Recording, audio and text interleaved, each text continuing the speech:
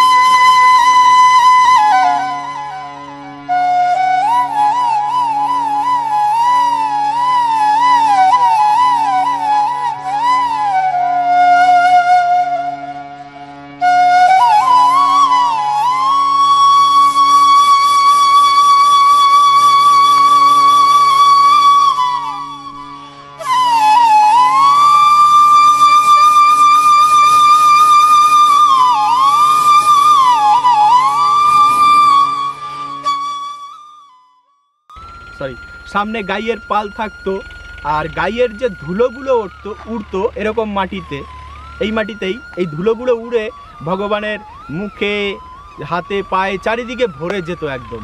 আর তখনও কিন্তু ভগবানকে দেখতে খুব সুন্দর লাগতো, যেহেতু মানে ভগবানের অঙ্গে যা কিছুই পড়ুক না কেন, তাতে যেন ভগবানের সৌন্দর্য আরও বাড়িয়ে দিত। আর সেই সখাদের সাথে এই মাটিতে ভগবান তো হাঁটতেন না, বেশিরভাগ বন্ধুদের সাথে যখনই বিচরণ করতেন তখন কিন্তু নেচে গেয়ে ছন্দে তালে তালে তার সখাদের সাথে চলতো।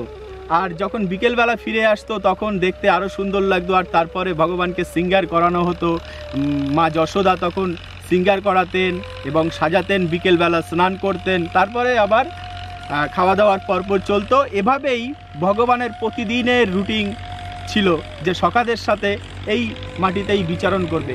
এই যে ধুধু করছে পাহাড়টা, এখান থেকে এই যে পাহাড়টা, এবারে 9 লক্ষ গাই এইরকমভাবে যখন ঘাস খাওয়াবার সময় আসতো তখন এরকম ছেড়ে দিত ভগবান। আর এরকম কিনারেই ভগবান দাঁড়িয়ে থাকতো, রাস্তার কিনারে সখাদেরকে নিয়ে কোনো একটা গাছের গোড়ায় বসে।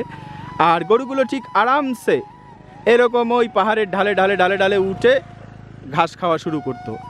আর ঠিক আবার ভগবান এখানে খেলাধুলা করতে করতে যখন আবার ঠিক বিকেলবেলার সময় হতো তখন ঠিক বাঁশিতে ধুন দিতেন, বাঁশি বাজানো শুরু করতেন ভগবান, আর বাঁশির সুরে প্রতিটি গাইয়ের নাম উচ্চারণ করতেন। তখন নেমে আসতেন সব লাইন দিয়ে। মানে আমরা 5টা কিংবা 10টা গাইকে কন্ট্রোল করতে কিন্তু হিমশিম খেয়ে যাই, কিন্তু ভগবান হলো বিশাম্বার, আর ওনার দ্বারা অসম্ভব তো কিছু নেই। তাই সব কিছু কন্ট্রোল করতেন বাঁশির সুরেই, কথা বলারও কোনো প্রয়োজন ভগবানের থাকতো না। আপনি এই সময়, মানে এটা হলো আগস্ট মাসের আজকে হলো 18 তারিখ। এবারে দেখুন এই মাটি আর এই চেহারা দেখে কেউ বলবে এটা আগস্ট মাস, কিন্তু অন্য রাজ্যে, আমাদের ভারতবর্ষের অন্য রাজ্যে কিন্তু জলের তলায় ডুবে গেছে, তলিয়ে গেছে। কিন্তু দেখুন আমাদের প্রিয় ব্রজভূমি, হ্যাঁ, এই ব্রজভূমি দেখুন, আছে কোনো শোক, তাপ, ক্লেশ, যন্ত্রণা? আর এখানে দেখুন রাধারানীর কৃপা। এই যে সুন্দর ভুট্টা ক্ষেত, এত সুন্দর ভুট্টা খেতে ভুট্টা হয়ে আছে, এ কি রাধারানীর কৃপা ছাড়া আর কিছু সম্ভব? হ্যাঁ, আর মাঠে ফসল, কোনো একটা প্লট আপনি মিস পাবেন না, প্রতিটা প্লটে কিন্তু প্রতিটা জমিতে কিন্তু চাষ হচ্ছে এবং ভরপুর চাষ। এই ব্রজভূমি পবিত্র ভূমি এই কারণেই যে এখানে ভগবান লীলাবিলাস করে গেছেন, তাই না? একটু হেঁটে হেঁটে যাই, প্রাকৃতিক দৃশ্যটাও আপনাদেরকে দেখাই। যে আপনি যখন বৃন্দাবনে আসবেন তখন কিন্তু সম্পূর্ণ ভুলে যাবেন যে আপনার জীবন অন্যরকম কিছু ছিল, বা আপনি বাড়িতে ছিলেন, সেখানে আপনার সন্তান পুত্র পরিজন সব কিছু রয়েছে, সম্পূর্ণ ভুলে যাবেন। কিন্তু যেদিনকার এই ব্রজভূমি ছেড়ে আবার ট্রেন ধরবেন, নতুন করে আবার ট্রেনে উঠবেন মিত্র, আমাদের জীবনে আবার দুঃখ শুরু হবে, আবার যন্ত্রণা শুরু হবে। জীবনে আমাদের আপন কে? একমাত্র ভগবান ছাড়া কেউ নেই আপন। পুত্র পরিজন সন্তান আদি সব কিছু স্বার্থের উপরে টিকে থাকে। যখনই আপনি তাদের মনোবাসনা পূর্ণ করতে পারবেন না, তখনই আপনার উপরে চোখ রাঙানো হবে। এই তো ভালোবাসা এই জগতের। আর সেই ভালোবাসার জন্য আমরা দিন রাত 24 ঘন্টা পরিশ্রম করি, রাতের ঘুম পর্যন্ত হয় না, আমাদেরকে ট্যাবলেট নিতে হয়, তাই না? কিন্তু যখনই আপনি প্রবেশ করবেন এই লীলাভূমি ভগবানের, তখনই আপনার সে জগৎ ভুলে গিয়ে আবার নতুন করে আপনি যেন কোনো এক আনন্দের জগতে প্রবেশ করছেন। কিন্তু হ্যাঁ, এর মধ্যে টার্মস অ্যান্ড কন্ডিশন অবশ্যই আছে, সেটা বলে দিই। যদি ভগবানের প্রতি শ্রদ্ধা ভালোবাসা আর বিশ্বাস না থাকে, এই ব্রজভূমিতে আসবেন, এসে এভাবে এইরকম মাঠে বিচরণ করে ঘুরে যাবেন, মনে হবে আপনি আপনার দিদিমার বাড়িতে কিংবা আপনার কোনো আত্মীয়র বাড়িতে ঘুরে গেছেন। ব্রজভূমি মনেই হবে না।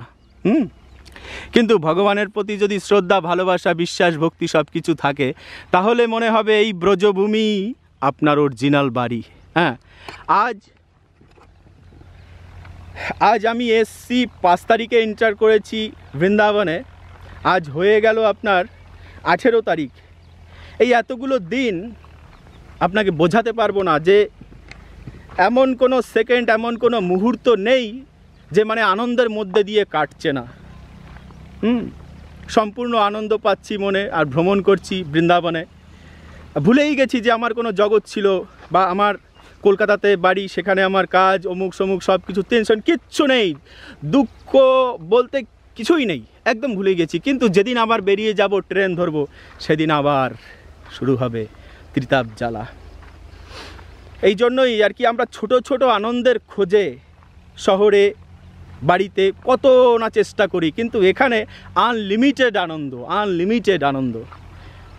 যার খোঁজ আসলে যারা পায়নি তো তারা বুঝতে পারবে না। বাড়িতে বসে আরে বৃন্দাবনে যাচ্ছে, সময় হয়নি, বয়স হয়নি, সময় আমাদেরকে পাস করে চলে যাচ্ছে। আমরা কি টাস খেলে, জুয়া খেলে, গেম দেখে, টিভি দেখে পাস করব? আমাদেরকে এই পাস করে চলে যাচ্ছে সময়।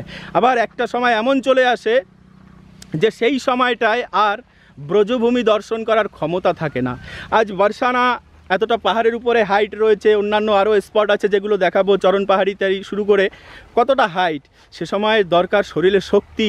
কুমার আচারেত প্রাজ্ঞ, প্রহ্লাদ মহারাজ বলে গেছেন, কুমার অবস্থায় যদি আমরা এইসব তীর্থস্থান দর্শন না করি বা ভগবানের লীলা সম্বন্ধ শরীরে শক্তি থাকতে যদি না বুঝি, তাহলে কিন্তু একটা সময় গিয়ে অকজ হয়ে যায়, চোখের পাওয়ার চলে যায়, গায়ের শক্তি চলে যায়। ভজন করতেও শক্তির প্রয়োজন, তাই না? আমি বলছি না, প্রহ্লাদ মহারাজ বলছে ভাগবতে। তো সেরকমই আমাদের সময় থাকতে ব্রজভূমি দর্শন করা উচিত। ব্রজ দর্শন এবং তীর্থ দর্শন সবগুলো কমপ্লিট করে নেওয়া উচিত। কিন্তু বার্ধক্যে এসে তখনই প্ল্যান করলে আরে মৃত্যু বা কর্মফল এগুলো তো আমাদের হাতে নয়, কখন কি হবে কে জানে, কি বলা যায়, তাই না? তাই উপযুক্ত সময়ই আমাদেরকে করে নিতে হয় এগুলো সব। আর আপনি এখানে যে আসবেন, আপনার খরচা হবে, টাকা পয়সা যাবে, সময় যাবে, অমুক সমুক, আপনি যেটা করছেন সেটাও যে কারণে করছেন, এখানে আসবেন সেই একই কারণেই। তার মানে মূল উদ্দেশ্য কি? সুখের জন্য আপনি বাড়িতে পরিশ্রম করেন, অফিস করেন, আর সুখের জন্য আবার ব্রজভূমিতে আসেন। তবে দুটো সুখ দু জায়গায়। আপনি যেটা বাড়িতে বা আমরা যেটা বাড়িতে করছি সেটা হলো শরীরকে সুখী করার জন্য, আর ব্রজভূমিটা হলো আত্মাকে সুখী করার জন্য। আমরা যেটা মনে করি শরীরকে সুখী করার জন্য উপার্জন, কিন্তু শরীরটাকে সুখী করার সুখের অনুভূতিটা কোথায় হয়? ওটা আত্মাতেই হয়। আর ডাইরেক্ট আপনি শরীরটাকে বাদ দিয়ে যখনই আত্মাকে সুখী করতে এখানে চলে আসবেন, তখনই আনলিমিটেড সুখ পাবেন এবং আনলিমিটেড ভালোবাসা পাবেন।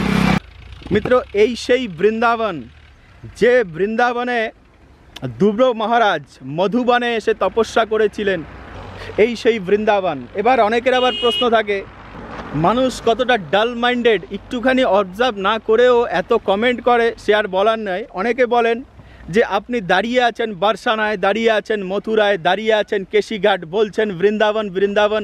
আরে বাবা, এই বৃন্দাবন সত্যযুগেরও আগে থেকে ভগবানের সৃষ্টি। হ্যাঁ, ভগবানের বৃন্দাবন এটা।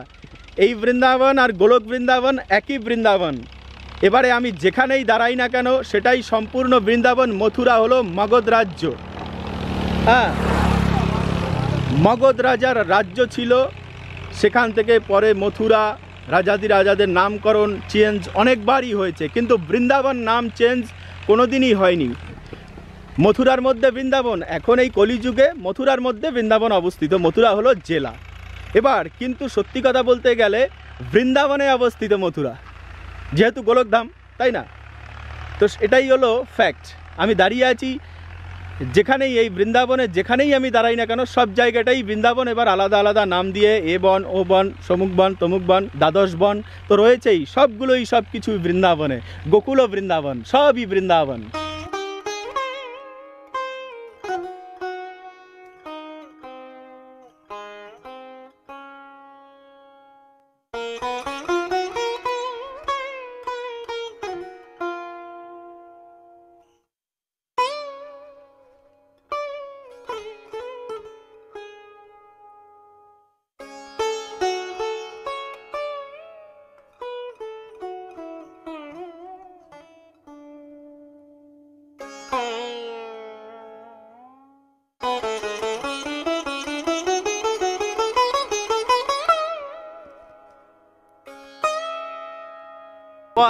যেতে যেতে এই হলো শ্রীকৃষ্ণের ব্রজনগরী।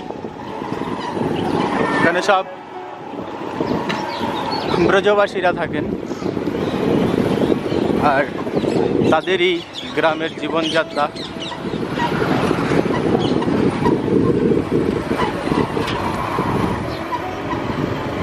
তখনও ছিল দাপর যুগে ব্রজবাসীদের নগরী, আজও রয়েছে।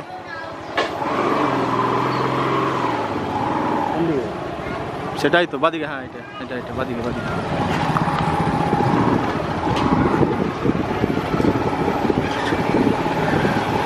রাধে রাধে।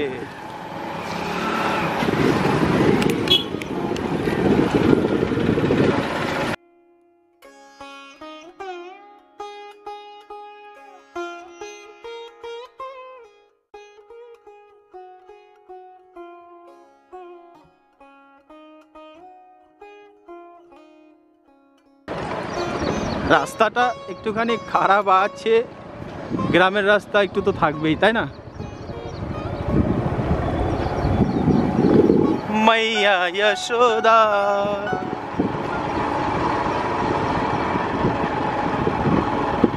वैष्णव जन तो तेन कहिए जय श्री राधे जय राधे श्याम। এখানে একটা আনন্দের বিষয় হলো, যেখানেই যাব, যাকে দর্শন করব, বলবো জয় শ্রী রাধে, সঙ্গে সঙ্গে রেসপন্স আসবে জয় শ্রী রাধে, তাই না? কিন্তু আমাদের যদি বাড়ির কথা, শহরের কথা, কলকাতার কথা বলি, তো যদি বলি কেমন আছেন, তাতেও রেসপন্স আসে, মুখের এমন ভাব থাকে মনে হচ্ছে যেন 14 বছর জোরে জেল খাটা কয়েদি আর কি। আর এখানে যাকেই বলবো রাধে রাধে জয় রাধে শ্যাম, হাসি মুখে একটাই উত্তর, জয় রাধে শ্যাম, জয় শ্রী রাধে জয় শ্রী রাধে। তো আমার ইচ্ছে করছে এই পাহাড়ের গায়ে যে বাড়িগুলো রয়েছে ছোট ছোট, ওখানে যাওয়ার, কিন্তু